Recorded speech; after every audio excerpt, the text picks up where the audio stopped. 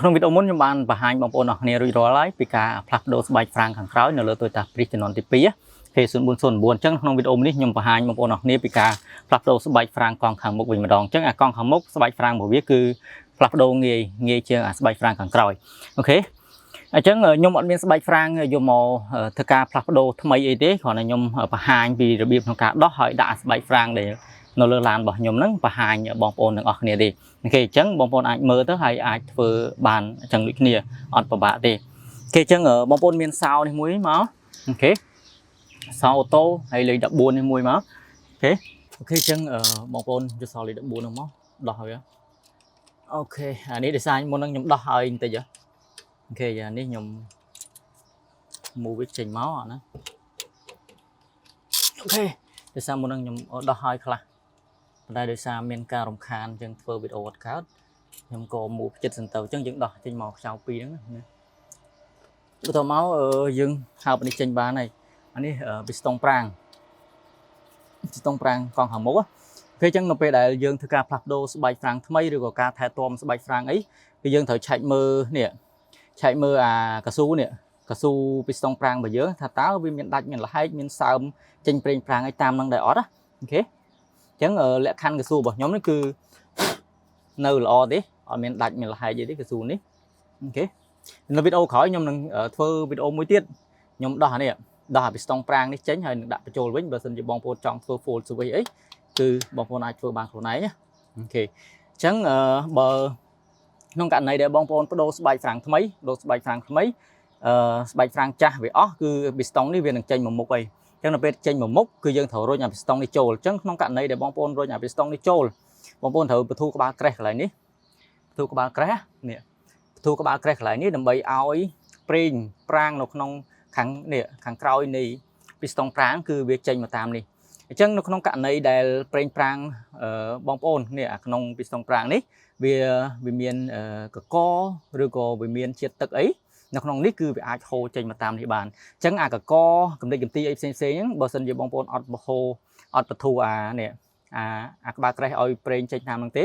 ពេលដែលបងប្អូនរុញពីស្ទង់ប្រាំងនេះចូលគឺវាអាចឡើងតាមអារយោប្រាំងនេះទៅកាន់ដុំ ABS អញ្ចឹងហើយបានវាធ្វើឲ្យមានកំណកនៅលើដុំ ABS ជាដើមអញ្ចឹងបើសិនជាបងប្អូនបធូក្បាលក្រេះនេះមករុញតាមនេះមកវាហូរចេញតាមនេះគឺប្រសិទ្ធភាពរបស់វាល្អជាងហើយអត្រានៃការខូចដុំឬក៏អត្រាដែលមានកំណកកំទេចកំទីកក់នៅលើដុំជាប់នៅលើដុំ ABS អីហ្នឹងវានឹងហូរមកតាមនេះហើយអញ្ចឹងប្រសិទ្ធភាពរបស់វាល្អអញ្ចឹងធ្វើតាមហ្នឹងទៅអូខេអញ្ចឹងឥឡូវខ្ញុំសម្អាតខ្ញុំយកច្រាស់ខ្ញុំដោះអាខាងមុខនេះតិចសិនអូខេស្អាតហើយប៉ុណ្ណេះអានេះយើងក្នុងលក្ខខណ្ឌយើងថែទាំដោះវា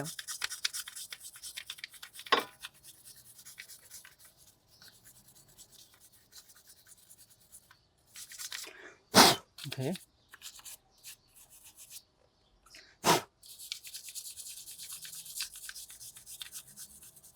ពេលយើង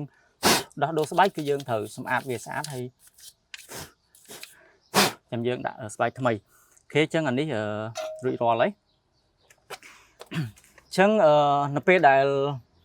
លបងប្អូនធ្វើការផ្លាស់ប្ដូរស្បែកហ្វ្រាំងថ្មីបងប្អូនត្រូវឆែកទាំងអស់ឆែកទាំងពីស្ទង់អាកស៊ូពីស្ទង់ប្រាំងនេះអត់បែកអូខេអត់មានប្រេះមានប្រេងអីទេបន្ទាប់មកយើងឆែកស្បែកហ្វ្រាំងនេះបងប្អូនហូតស្បែកហ្វ្រាំងនោះមកអូខេស្បែកហ្វ្រាំងគឺយើងហូតអញ្ចឹងបានហូតចេញអញ្ចឹងមកអូខេហើយយើងសម្អាតស្បែកហ្វ្រាំងយើងមកអូ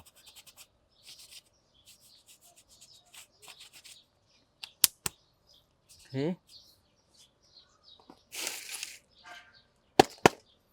យើងសម្អាតស្បែកហ្វ្រាំងយើងឲ្យស្អាតមកអញ្ចឹងដោះមកខាងទៀតមកនេះស្បែកហ្វ្រាំងយើងទាញយកមកវាចេញហើយអូខេទាញប្រហើបទៅចេះអូខេអញ្ចឹងអានេះយើងជូតវាស្អាតមកអូខេ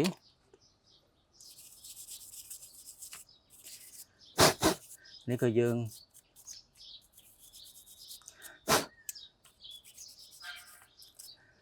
ជូតវាស្អាត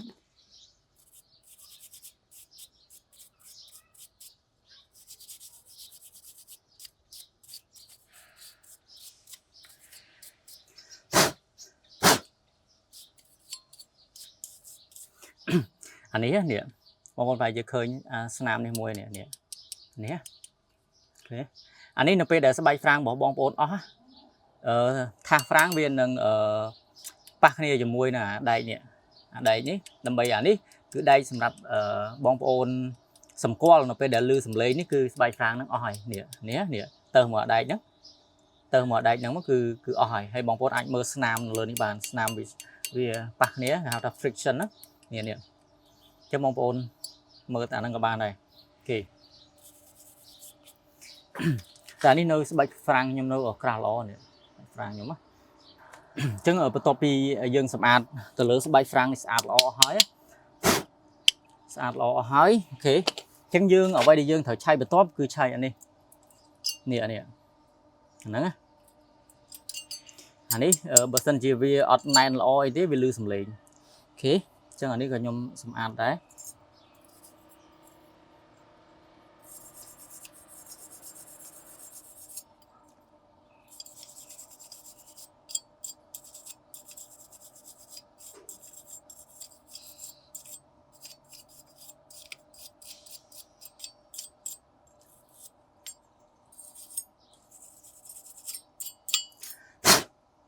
អានេះខ្ញុំគ្រាន់តែធ្វើវីដេអូបង្ហាញទេប៉ុន្តែបើសិនជាបងប្អូនមានពេល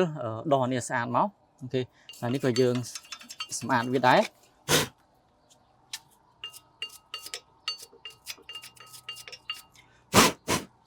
អូខេនេះខាងក្រោមនេះខាងលើ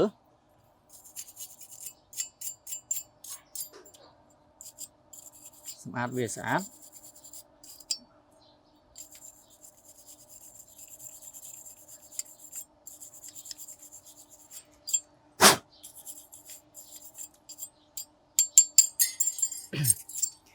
អូខេអញ្ចឹងបន្ទាប់មកយើងនេះមកឆែក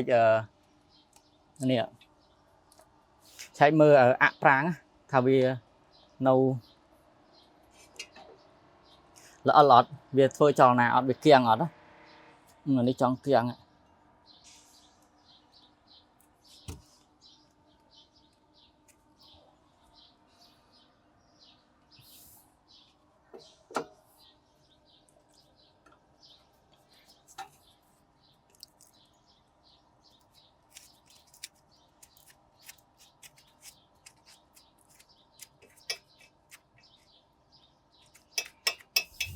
trong một con mơ cà suនេះកស៊ូឡៃអាប្រាំងកស៊ូឡៃអាប្រាំងនេះបើសិនជាបែកវាអីហើយត្រូវដូរចេញព្រោះហ្នឹងវាសំខាន់ណាស់ពេលខ្លះអ្នកនរគ្នាដូរស្បែកហ្វ្រាំងថ្មីហើយស្រាប់តែមិនបានដូរស្បែកហ្វ្រាំងថ្មីហើយវាជន់ទៅវាឆេះស្បែកហ្វ្រាំងដែលប្រហែលជាអ្នកនរគ្នាធ្លាប់លឺដូរស្បែកហ្វ្រាំងថ្មីហើយស្រាប់តែឆេះស្បែកហ្វ្រាំងចាក់ទឹកទៅឲ្យឡើងហុយដលោមកអូខេអញ្ចឹងដោយសារនេះវាអត់មាន movement អានេះវាត្រូវ movement ណាត្រូវដើរអានេះពេលជន់ហ្វ្រាំងគឺវាត្រូវដើរអូខេអញ្ចឹងអានេះដោយសារតែវានៅដើរល្អទេហើយកស៊ូរបស់វាអានេះគ្រាន់តែខ្ញុំបាញ់ថ្នាំទៅវាអត់មានបែកមានអីទេខ្ញុំបាញ់ថ្នាំបាញ់អីហ្នឹងអូខេនេះវានៅដើរល្អហើយយើងមើលស្រូវវាអានេះមានស្រូវហើយអូខេអានេះតិចអាចនៅប្រើបានបើនេះរាងខ្លាំងស្រូវរាងខ្លាំងអូខេអញ្ចឹងអាហ្នឹងខ្ញុំនឹងធ្វើវីដេអូដូរអានេះដូរអាស្គៀមប្រាំងនៅក្នុងវីដេអូក្រោយខ្ញុំធ្វើការដូរ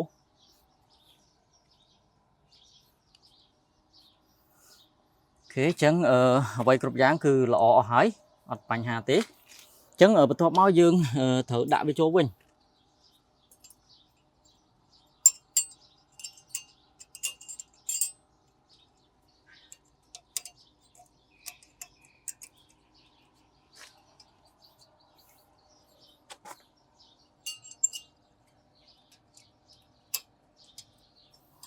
អូខេ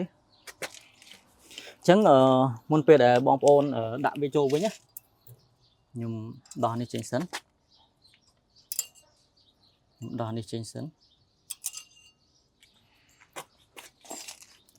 ឺខ្ញុំប្រើជាមួយនេះ Word Break Paste ប្រើដើម្បីលាបកន្លែងហ្នឹងដើម្បីជួយការពារកម្ដៅ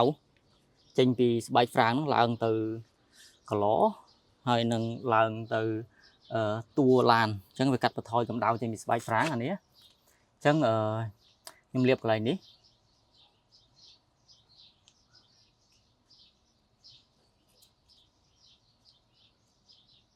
nhìn ní po bây giờ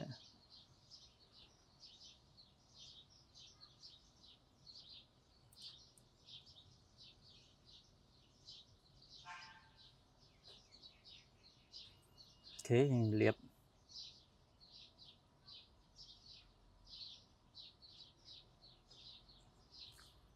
liệp chẳng máu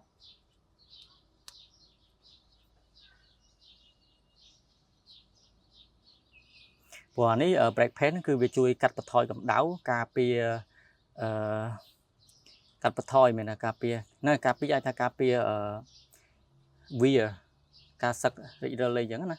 ok hay nâng việc cắt bật thoi ở wide present phòng lùm nhỏ ok chẳng bật thoi máu dương đã trốn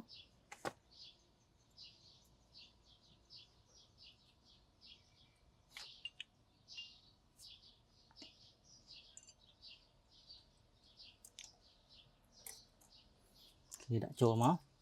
có đôi smile lo máu chân anh đi có đôi cái này dương thợ liệp đi thằng còi nữa máu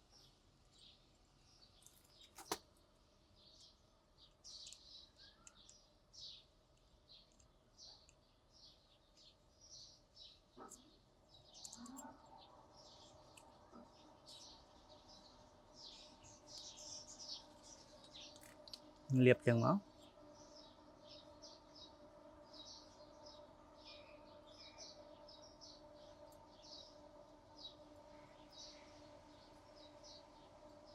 ok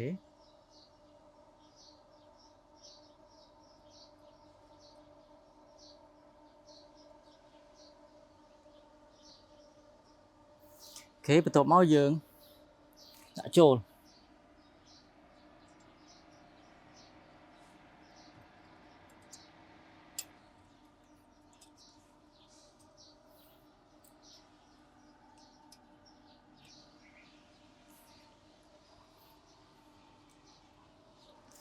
thế chân bắt đầu máu cứ anh đi bài pháng àจะlàm bài pháng ở bờ tia pháng khăn khói ạ dương liệp lại nè máu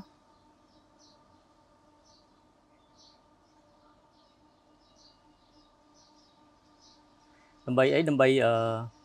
bờ tia đây khăn khói nó cứ về chui tụp cầm đao trên bị bài pháng màu mà toàn này chẳng dương liệp anh đi và thém đầm bay oi chui cắt bật thoi cầm đao nó trên bị bài pháng nó từ bị stong pháng nè hay cà pia noi cắt bật thoi vía thế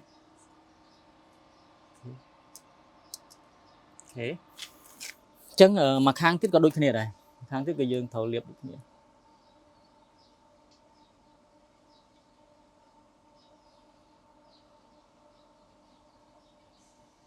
dương liệp dừng nó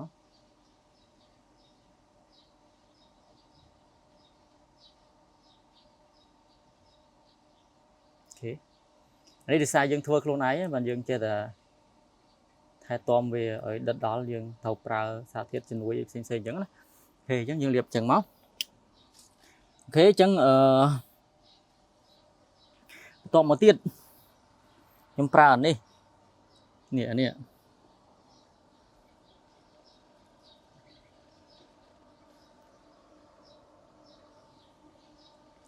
tom tiết nhưng pra đi đâm bay lùm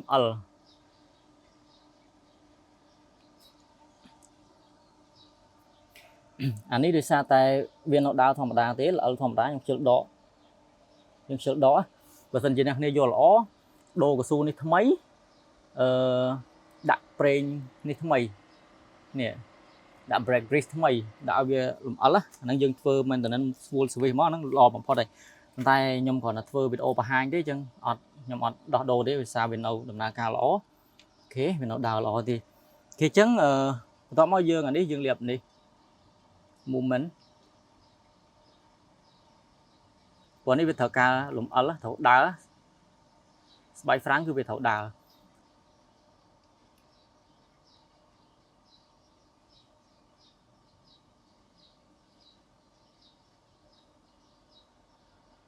khế chẳng dạ một khang tiết mó trong một khang tiết dương đã được nhé anh đi được xa đây nhóm chân chay đấy anh đi tập bất thử khát về ở xa lần mây đặt tre đặt ấy oi còn dương liệp anh nhé tại nhóm xa chân chay đấy chứ còn là nhóm thơ với ô và há như này ai thơ lo cho nhóm tới khi chân ở cái lại ní dương đạn tịch máu lấy ní tịch máu lấy ní tịch máu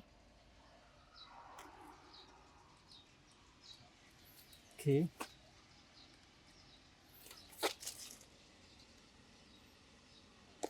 chân ở bờ tọt máu dương chập trồ vĩnh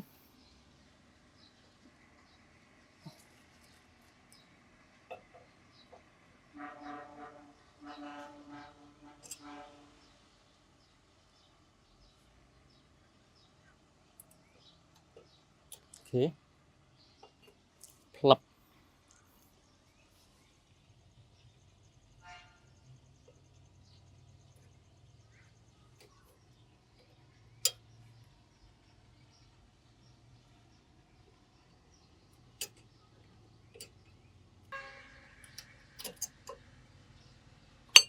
ok như việc trồ lấy khi chân ở bờ tọt máu dương đạn đi trồ máu đã bị stong prang một dương trồ nó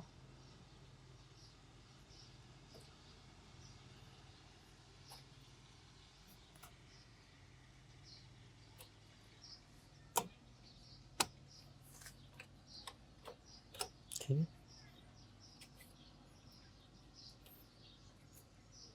Okay. Trồ lấy tổ máu ở sau bờ dương thật ca chập sau đi chốn chẳng là đại dương chập sau đi chốn dương từ ở lock ventilation nhưng prao mùa này đầm bầy lock cháo đi xa tạiอุปกรณ์นี่คือ how to thread locker คือช่วยกำเอาไปงี้ក្នុងការរបត់ខ្យល់សម្រាប់កន្លែងដែលមានលំញឬក៏គេហៅថា vibration ហ្នឹងដើម្បីកុំឲ្យវាងាយរបត់អញ្ចឹង apply វាបន្តិចមក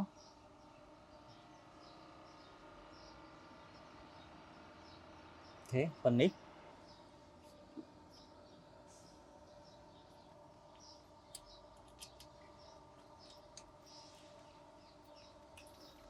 អញ្ចឹងមួយទៀតក៏ដូចគ្នា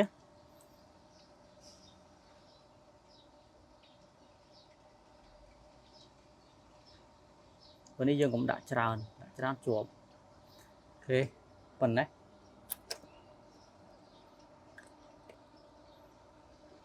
តោះមកចាប់ចូលខាងក្រោម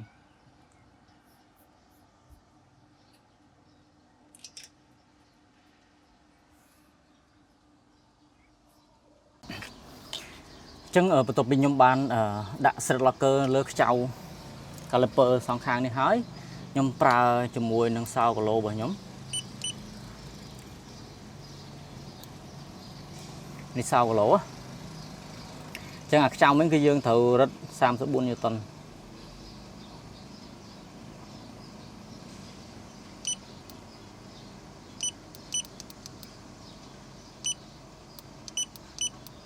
ូខេខ្ញុំដាក់35ដោយសារ tool ខ្លះវា accuracy របស់វា2ឬក៏3% តាមហ្នឹងអញ្ចឹងខ្ញុំដាក់ឲ្យវាលើសបន្តិច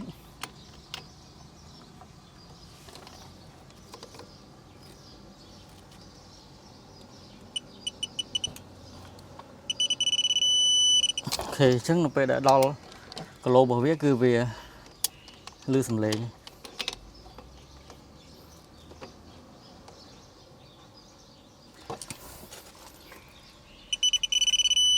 អូខេ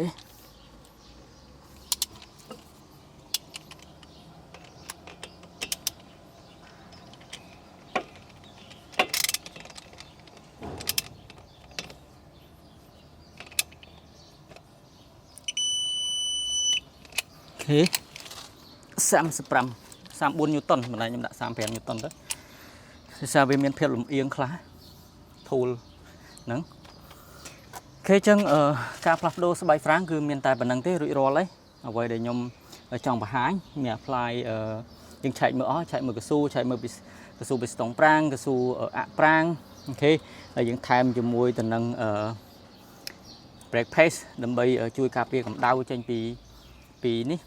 ពីស្បែកហ្វ្រាំងមកកាន់ពីស្ទង់ប្រាំងអីហ្នឹងទៅទួលឡាននេះក៏យើងបានថែទាំឲ្យដែរហើយយើងថែមជាមួយទៅនឹង brake grease បន្ថែមទៀតដើម្បីឲ្យចលនាស្បែកហ្វ្រាំងនេះវាធ្វើចលនាចេញចូលទៅក្នុងហ្នឹងគឺបានល្អអូខេអរគុណច្រើននៅក្នុងវីដេអូរបស់ខ្ញុំគឺខ្ញុំមានតែប៉ុណ្្នឹងទេជួបគ្នាជាមួយខ្ញុំនៅវីដេអូក្រោយទៀត